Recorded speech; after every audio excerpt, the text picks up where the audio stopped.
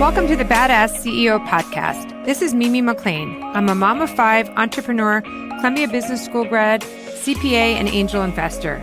And I'm here to share with you my passion for entrepreneurship.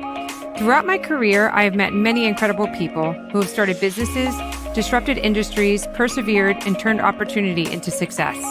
Each episode, we will discuss what it takes to become and continue to be a badass CEO, directly from the entrepreneurs who have made it happen.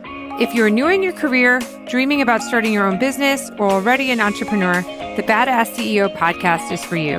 I want to give you the drive and tools needed to succeed in following your dreams.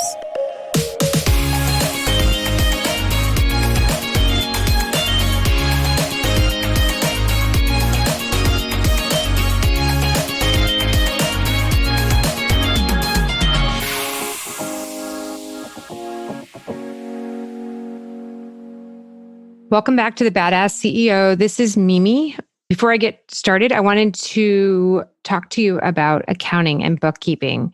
As you may know, I'm a CPA, and this is a topic that still makes my stomach turn. However, I found a company that does it all for you at a super reasonable price. They do your bookkeeping and tax returns with ease. I couldn't believe how easy it was to get my books up to date, actually, because they were a little behind, and how inexpensive it was too. To learn more about it, go to thebadassceo.com/bench. With that link, you receive 30% off your first 3 months. So definitely check them out and save some stress this year.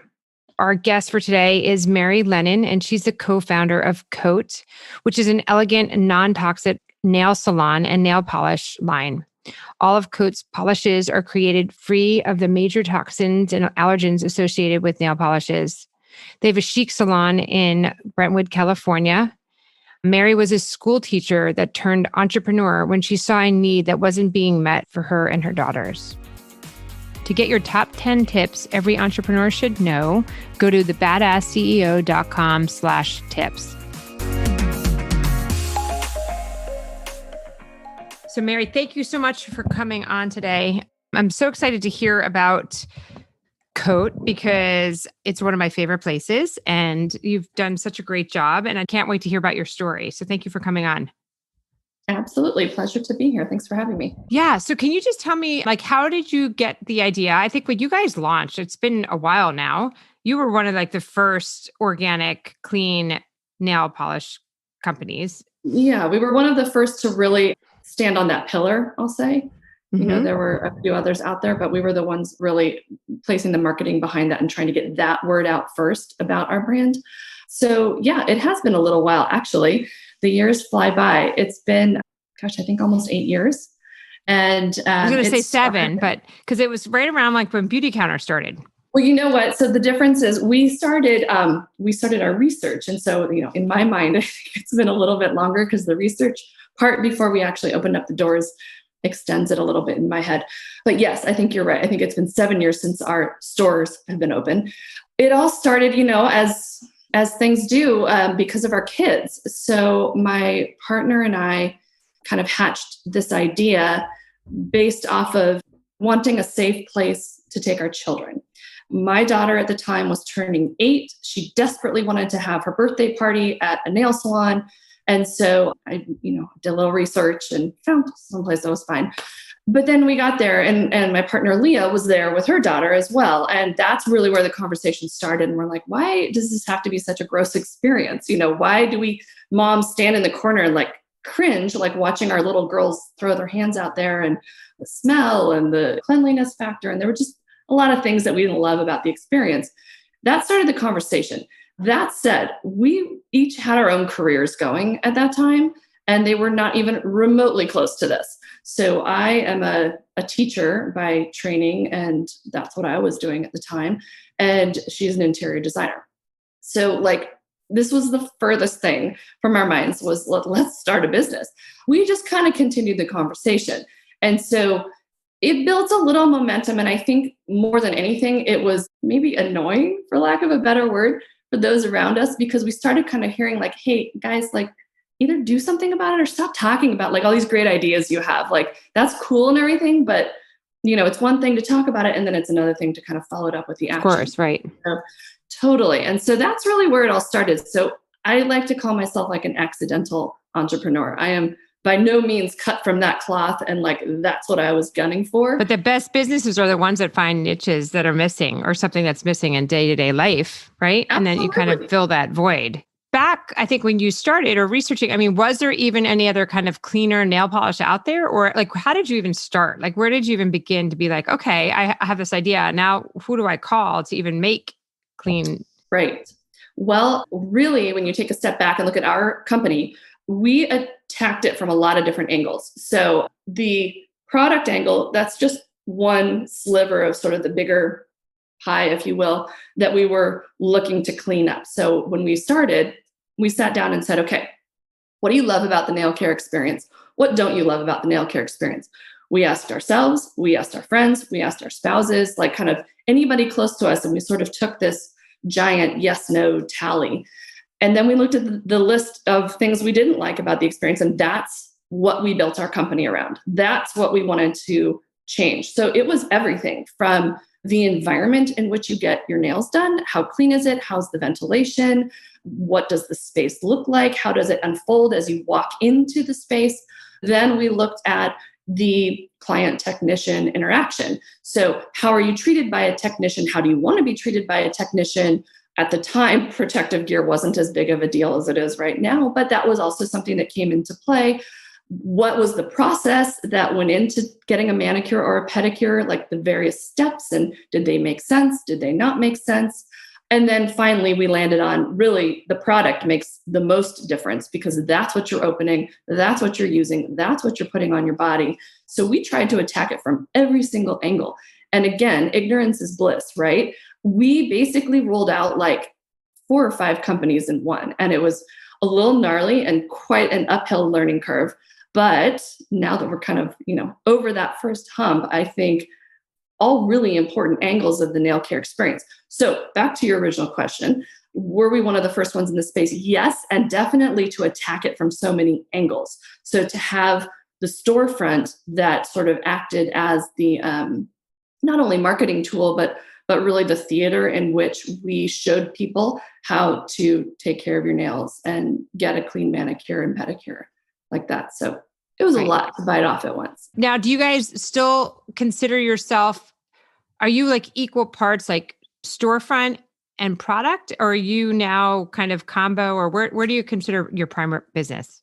Sure. Product manufacturing for sure. Now, well, for sure now, because we haven't really had our salon space open at all during this whole shutdown. So definitely, we've had to, I know pivot is the big word in small business these days. And we've certainly done our fair share of that. And I would say e-commerce for sure. E-commerce, we've got a thriving wholesale business. So we sell to stores across the country, small mom and pops, bigger chains, spas, hotels, boutiques. Right. So it's not just nail salons that are taking us in, but. So it's wholesale, or do you do business to consumer directly online as well? Both. Which is bigger part of your business? Probably our own e-commerce platform by a little bit, but the wholesale side is something that we've really been focused on for the last 12 months. And it's sort of been like an easy way to keep the business alive and build that while we've had the storefront closed. And I think also, this business in the world of COVID, thankfully, our product is pretty well suited to the world that we're all living in right now. Of course, I read all different kinds of articles in the beauty world now, but nail is a category that's actually stayed the same and done better during this lockdown than, say, lip gloss, right? For obvious reasons. It's something you can do yourself. It's relatively inexpensive. It's a way to express yourself, to try something new and different that you maybe wouldn't, if you were going into your law office or business office or something like that. You can have a little bit of fun with it, and it's not permanent. So it's not like dyeing your hair pink. Right. It's fun. It's a really easy, comfortable way for people to have fun still with beauty and express themselves, yet still be safe at home. Right. Now, did you stay working? Did both of you stay working and then do this on the side, or both of you kind of stopped your other jobs and went?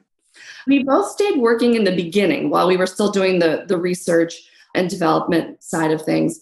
And then I think that was kind of one of the big, take a deep breath moments when we were both like, okay, I think we should just jump in with 2 feet now. We've kind of got this little idea incubated and bolstered up with the research that we needed and the ideas that we needed.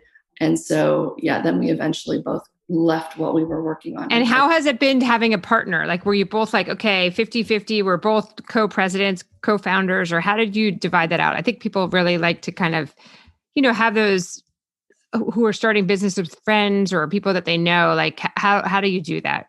Yes, 50-50 for sure. We both bring something completely different to the table. I will preface this entire question by saying she is the best part of the business for me. And I think that having a partner has been so instrumental in our success for each one of us. I would venture to say she would say the same thing, because it's always somebody that you can bounce ideas off of. I think picking the right partner is critical. And it might not always be your best friend, but just having that person who's there every step of the way, where all you need to do is look over and like the eye roll. And she's like, I know, right?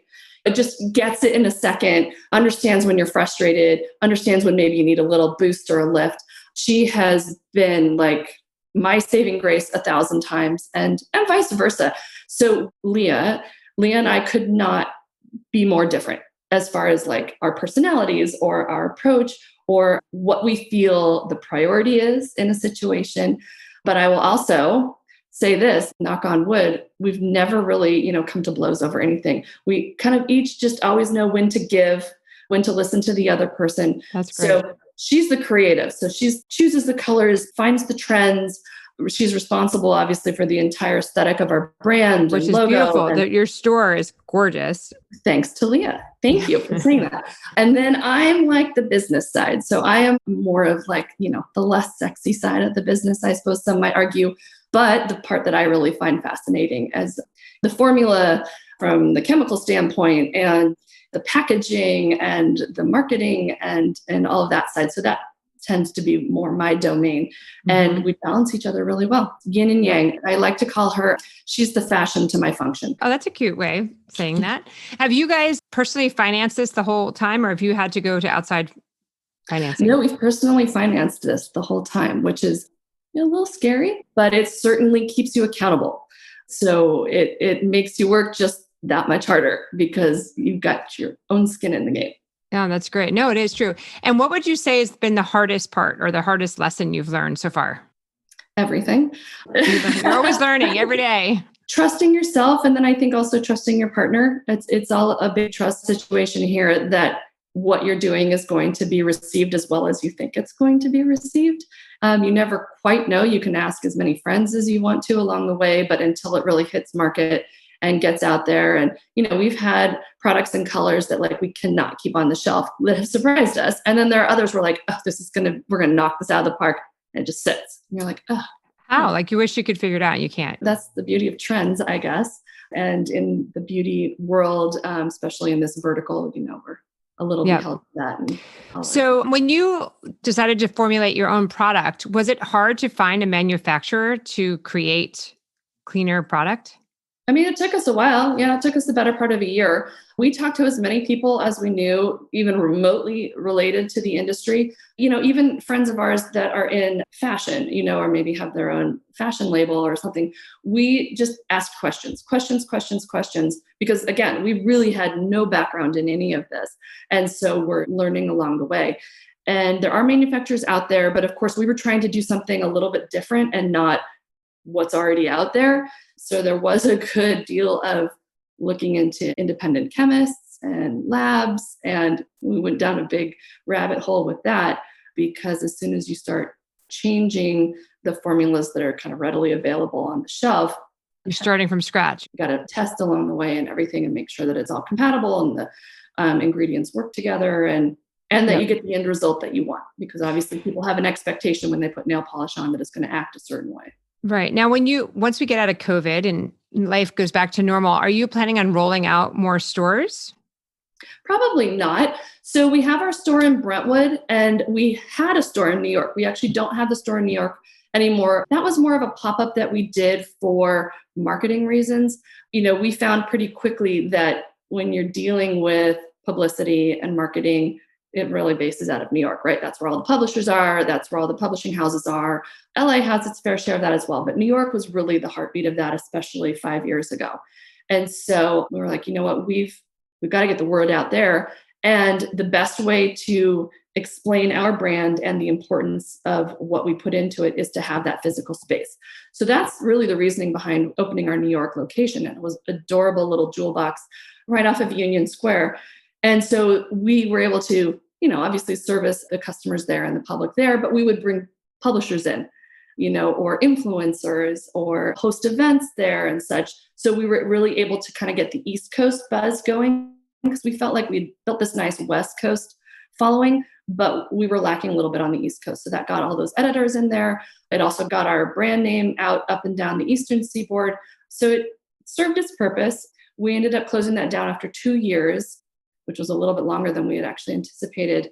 And then COVID hit. So I think, thankfully, timing worked okay on that one for us. Yeah. But I think, as we've seen, especially over the last 12 months, e-commerce is where it's at. So what advice would you give to anybody who's starting out to get their name out? I always tell people when they come to me with ideas, I'm like, we have the best idea. And I said, okay, well, once you make your website, you produce your product, like it's not as easy as you think to get your name out there and to get clients and eyeballs and people buying. So do you have any advice for that? I would say, gifting is a big part of it. And that surprised me a little bit. That wasn't something that I really anticipated. And I had a hard time swallowing it in the beginning from a product manufacturing standpoint. You look at these products like they're your kids. And you know what goes into each one of them. You know the value. You know what it should sell on the shelf. And then there's this section of the business where they're like, okay, well, you have to donate, or give out 200 units, this month. Let's mail them across the country to, you pick, influencers, editors, whatever it is. It's valuable. And that's a great way to get the word out. And it's a great way to make people aware of your brand for the first time. It also stung a little bit to me because I'm like, oh my gosh, like we're just giving this away. Like, wait a second. It's money. We could sell this. Yeah. And I now understand the process a little bit better. And I think I appreciate what that does for spreading the word of a brand. So if you know that going in, maybe it won't be quite as a shock, but I would say get it into as many hands as you can, as quickly as you can. And people love free stuff. So if you can get your polish or product, whatever it is, out there into people's hands, especially for free, they're going to talk about it. Right. Now, are you using digital marketing? Totally. Yeah. So we do a lot with Facebook and Google, not as much. We're getting into TikTok and Snapchat. My partner and I both have teenage daughters now. So honestly, we're like, how do you do this TikTok thing again? Like what? So we're getting their input and help and really trying to embrace this influencer landscape that's really come about in the last few years.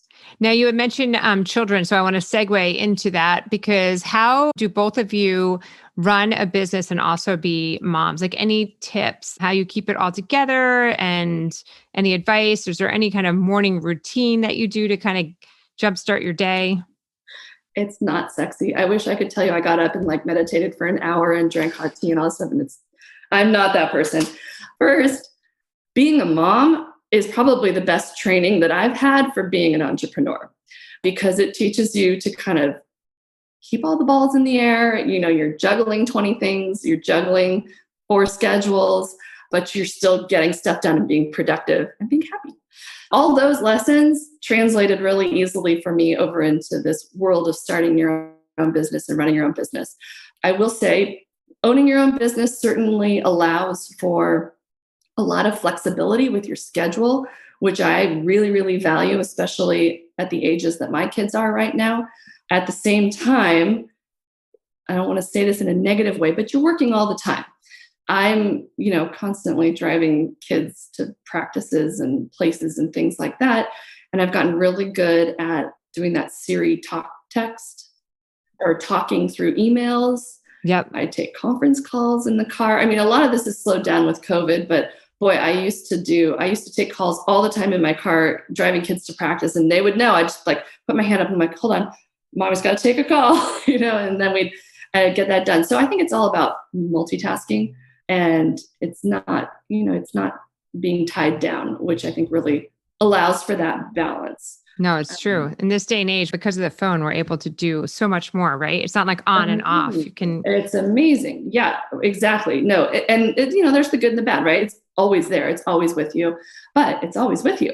So morning routine, I'll get up and get on my phone and scroll through like news type stuff. So I'm not completely out of touch with the world. And then I'll jump right into emails, and it's usually pretty early, and I'll try and knock out as many of the emails that I can just sitting there without even opening my computer. So I can take like a chunk off of that. And just feel better. Just get that over. Get the low hanging fruit out of the inbox first, and then make sure the kids are up. They're pretty independent these days, but make sure they're up and got something for breakfast and both logged into their Zoom things. And then I'll jump on my computer and I'll do most of my work is probably done earlier part of the day. And then I work out of my car from about 3:00 on.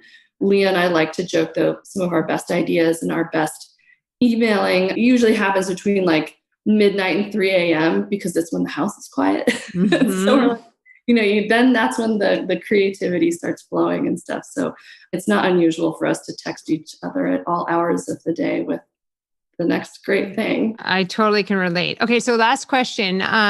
What would you give, if you could give any advice or advice that you knew going into this to an entrepreneur, someone thinking of either starting their own company or they're just starting out? Make sure you are passionate about your idea.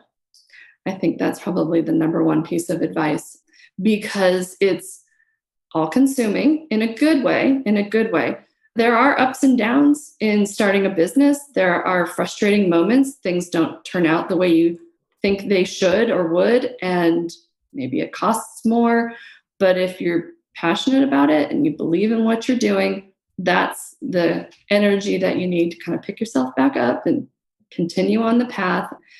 Because, even if people say, no, that can't be done, or, it's going to cost X, Y, Z, that can't be the roadblock. You need to be able to say, well, then we need to find a way around that. And we're going to still get to the end goal that we're looking to get to, even though you told me no. So it's that passion to see it through to the end. I think that is essential in starting a business. Mm-hmm. That's great advice. Thank you so much, Mary, for your time. I really appreciate it. Of course. Thank you for joining us on The Badass CEO. To get your copy of the top 10 tips every entrepreneur should know, go to thebadassceo.com/tips. Also, please leave a review as it helps others find us. If you have any ideas or suggestions, I would love to hear them. So email me at mimi@thebadassceo.com. See you next week, and thank you for listening.